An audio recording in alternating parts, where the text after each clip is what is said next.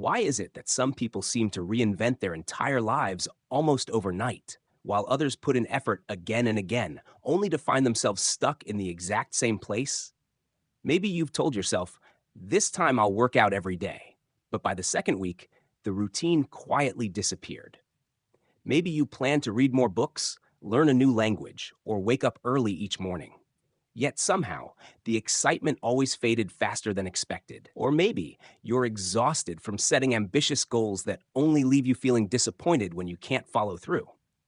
If you've ever asked yourself why your discipline vanishes right when you need it most, this story might completely reshape how you think about personal change. Because the truth is, real transformation doesn't begin the way most people believe it does. There was once a man who struggled to improve even the smallest part of his life. No matter how motivated he felt at the start, every attempt eventually collapsed. What he didn't realize, until everything finally shifted, was that profound change doesn't come from dramatic effort or overwhelming action. It begins with something so tiny and unremarkable that most people ignore it entirely. Stay with me until the end, because this simple idea may challenge everything you think you know about habits and self-improvement.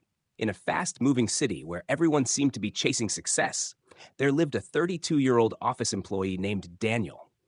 Daniel wasn't lazy. In fact, he was full of ambition. He dreamed of a better career, better health, and a more meaningful life. But none of those dreams ever seemed to become real. The walls of his small apartment were covered with vision boards, inspirational posters, and handwritten affirmations. His bookshelf was packed with self-development books, many of them read only halfway. His smartphone was filled with productivity apps, 17 of them to be exact, each one downloaded with hope, then forgotten within days. Daniel wasn't lacking desire. What he lacked was the one small shift that would change everything. Every January 1st, Daniel would sit down full of hope and design a flawless plan for a new life. This would be the year he exercised for a full hour every single day. This would be the year he finished 50 books. This would be the year he finally learned Spanish. He would wake up at 5 a.m. without excuses, meditate for 30 minutes, and eat nothing but clean, healthy food. And every year, by January 15th, the entire plan quietly fell apart. The gym card stayed untouched in his wallet. The books remained unopened, collecting dust on the shelf.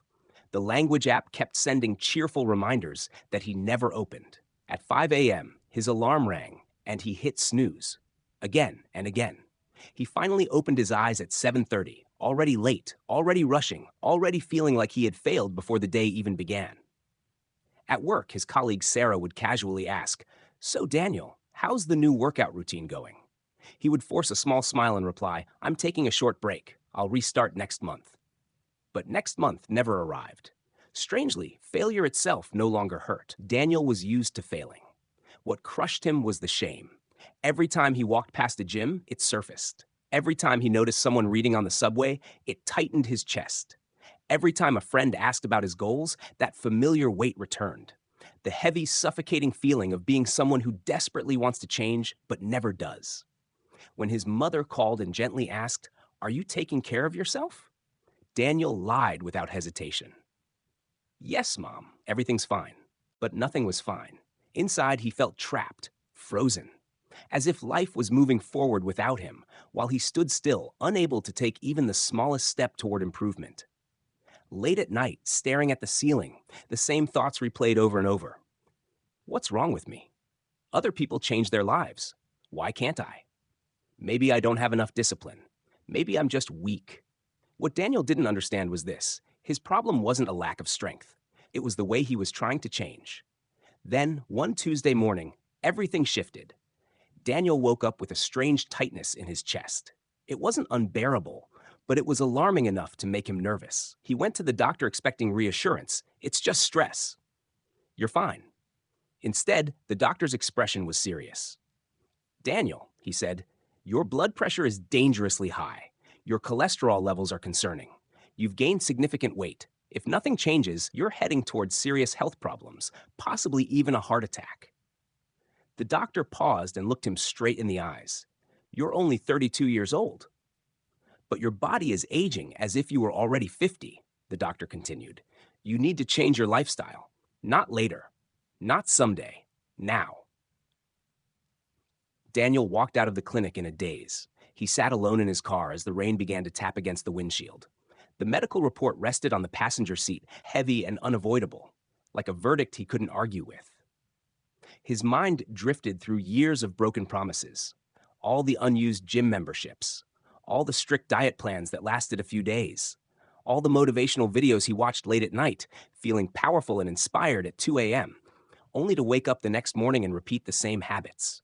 For as long as he could remember, Daniel had been telling himself the same comforting lies. I'll change when I'm ready. I'll start when life slows down. I just need to feel more motivated.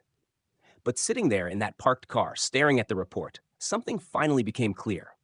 He was never going to feel ready. He was never going to magically find more time. And motivation, no matter how strong it felt, was never meant to last.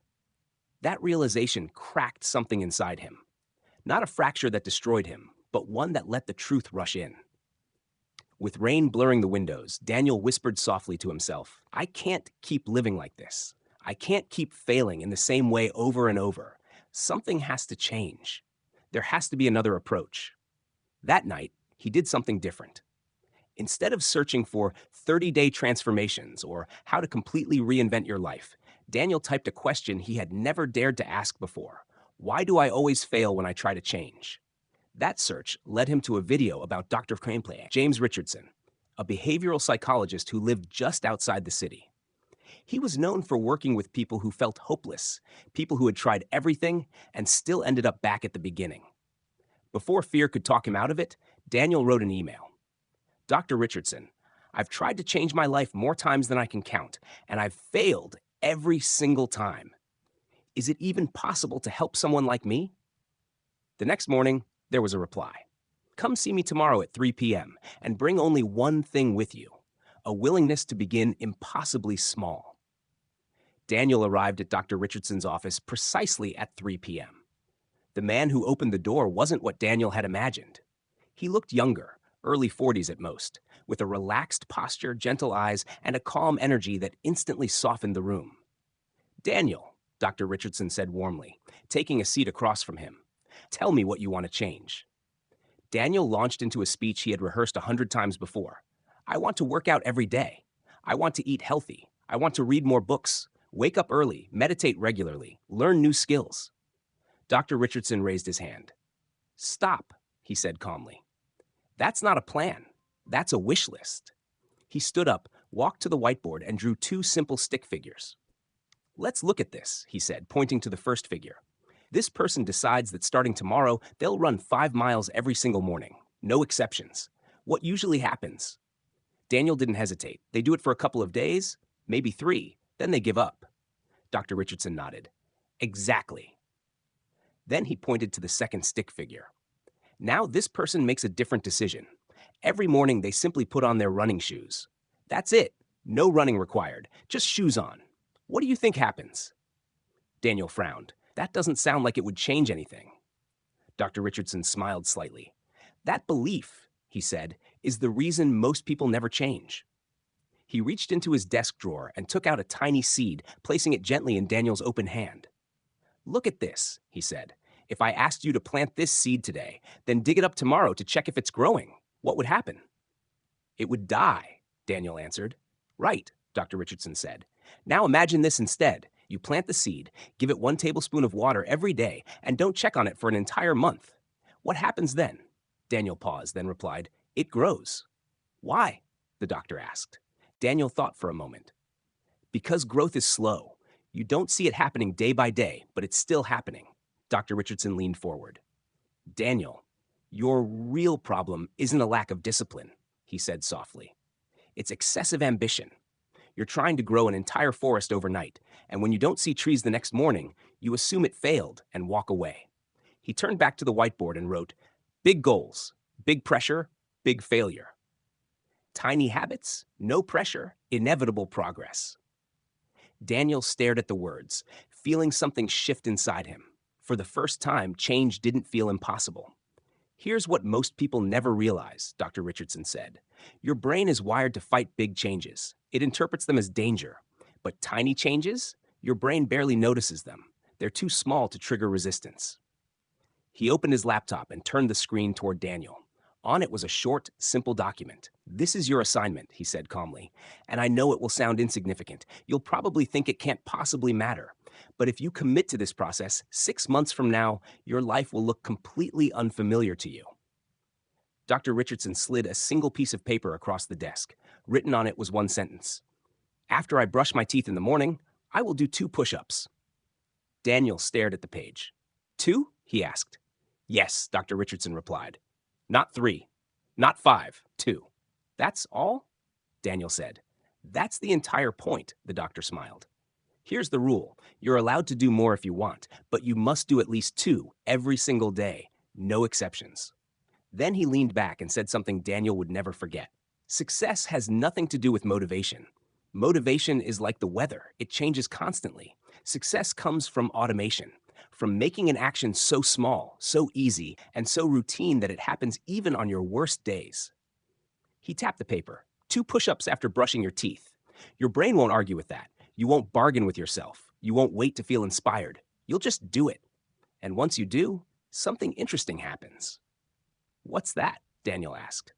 "Once you're already on the floor," Dr. Richardson said, "you'll often do more.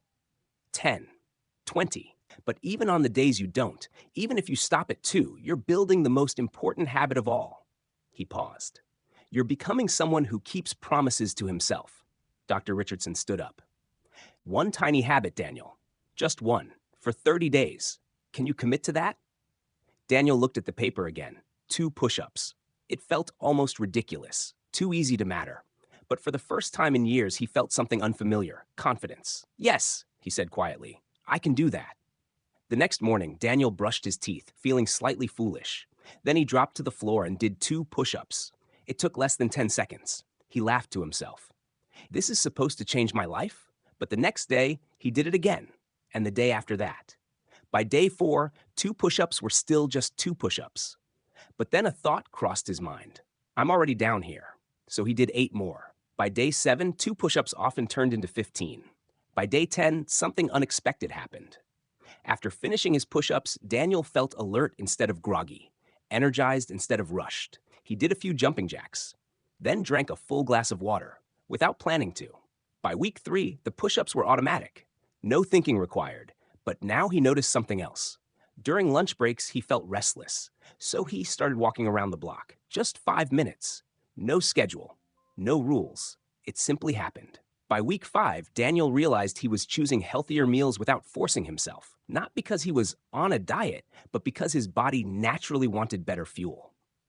By week 7, he began waking up 10 minutes earlier. Not 5 a.m. like his old impossible plans. Just 10 minutes, enough to start his mornings without chaos. In week 8, standing in front of the mirror after finishing his now routine 30 push-ups, Daniel froze. He wasn't trying anymore. These behaviors weren't goals he was pushing himself to complete. They were habits, automatic, effortless, part of who he was becoming. In month 4, Dr. Richardson introduced a second tiny habit. After I eat lunch, I will read 1 page of a book. 1 page became 10. 10 became a chapter. That month, Daniel finished 3 books. Month 5 brought a third habit. After I get home, I will change into comfortable clothes and stretch for 2 minutes. 2 minutes became 10. 10 became short yoga sessions. Yoga turned into evening walks. His coworker Sarah noticed first. "Daniel," she said one afternoon, "you look different. Are you okay?" He smiled. "I'm better than okay.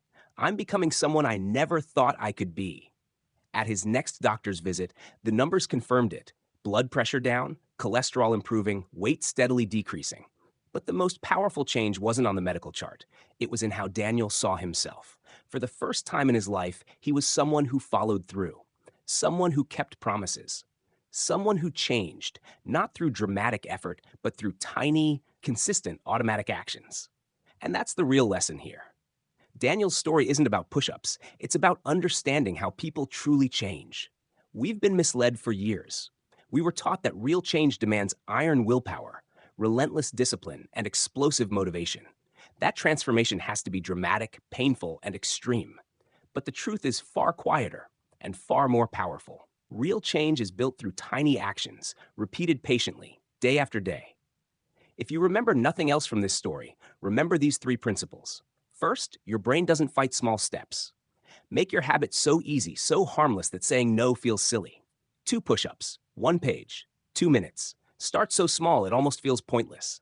Second, consistency always beats intensity. 2 push-ups every day for a year will take you further than one heroic workout once a month. Progress doesn't come from occasional effort. It comes from showing up, even in the smallest way, every single day. Third, and this is the most important, tiny habits reshape your identity. Every time you complete a small habit, you cast a vote for the person you want to become. You're telling yourself, I'm someone who moves my body. I'm someone who reads. I'm someone who keeps promises to myself. That identity shift is where real transformation begins. So here's your challenge. Pick one area of your life you want to improve. Just one. Now ask yourself this question. Not what sounds impressive, not what looks good on social media, not what feels worthy of change. Ask instead, what is the smallest action I could do every single day without resistance? If you want to exercise, don't commit to an hour. Commit to 2 push-ups after brushing your teeth. If you want to read more, don't promise a book a week. Promise 1 page after lunch. If you want to meditate, don't aim for 20 minutes. Start with 2 slow, conscious breaths when you wake up. That's it. Because when you begin impossibly small, when the habit becomes automatic, when you stop relying on motivation and start trusting the process, something incredible happens. 6 months from now, you won't recognize your life, not because you forced change, but because consistency quietly rewrote who you are. If this story changed the way you think about transformation, give it a like and share it with someone who's been trying to change but keeps falling back into old patterns. And leave a comment right now. What's one tiny habit you're committing to start tomorrow? Make it specific. Make it small. Make it something you literally cannot fail at. Let's build a community of people who win through small, consistent action. I can't wait to read yours.